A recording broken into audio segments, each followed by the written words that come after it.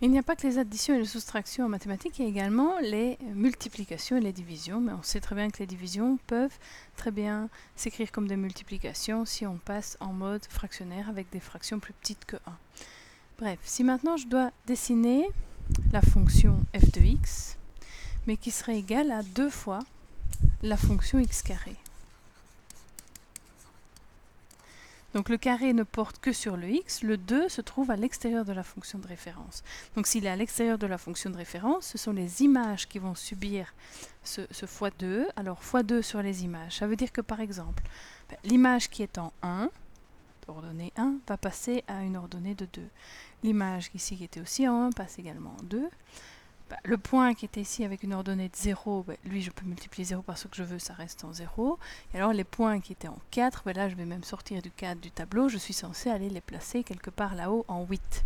Bon, en imaginant que je suis arrivé à aller placer le point 8, je vais avoir une parabole, voilà, ici en bleu clair, qui par rapport à la blanche a l'air beaucoup plus étiré. En fait, c'est comme si on avait attrapé les deux branches de la parabole et qu'on les avait tirées vers le haut, de manière à ce que tous les points aient leur ordonnée doublée. Donc il y a un étirement vertical de facteur 2. Si au lieu de faire x2, je voulais diviser par 2, je peux très bien regarder, tiens, que donne la fonction 1/2 fois x carré. Faire fois 1/2, ça revient à diviser par 2. Donc je viens cette fois-ci diviser toutes les ordonnées par 2. Je repars de ma fonction de référence, puisque je suis partie de x carré. Ici, l'ordonnée était de 1, je viens la placer en 1/2. Idem pour celle-là. Et les deux ordonnées qui se trouvaient en 4, si je les divise par 2, elles arrivent à une ordonnée de 2.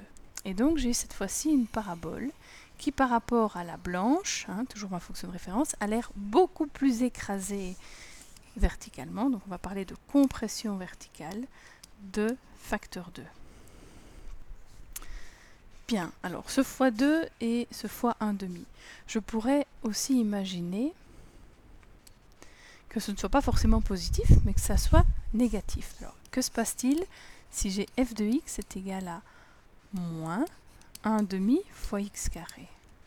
Eh bien, j'ai toujours ma fonction de référence x carré, devant laquelle je suis venu placer un facteur moins 1/2. Moins 1/2, on a vu que ça revenait à diviser les ordonnées par 2, et le moins revient à prendre l'opposé. J'ai déjà fait une grosse partie du travail, puisque le diviser les ordonnées par 2, j'ai trouvé ici la fonction en jaune, qui était écrasée. Le moins 1/2 revient à faire une symétrie d'axe x, ou ce qu'on appelle aussi un retournement. Bref, tous les points jaunes qui étaient là en 1/2, 1/2, 2 et 2, je vais aller chercher leurs opposés. Donc celui-là va passer en moins 2, celui-là en moins 1/2, celui-là en moins 1/2 également. L'opposé de 0, c'est 0, et l'opposé de 2, c'est moins 2. Et donc j'obtiens une parabole qui non seulement a été écrasée d'un facteur 2, mais qui en plus a subi un retournement. Donc ici j'ai une compression de facteur 2 et un retournement, une symétrie d'axe x.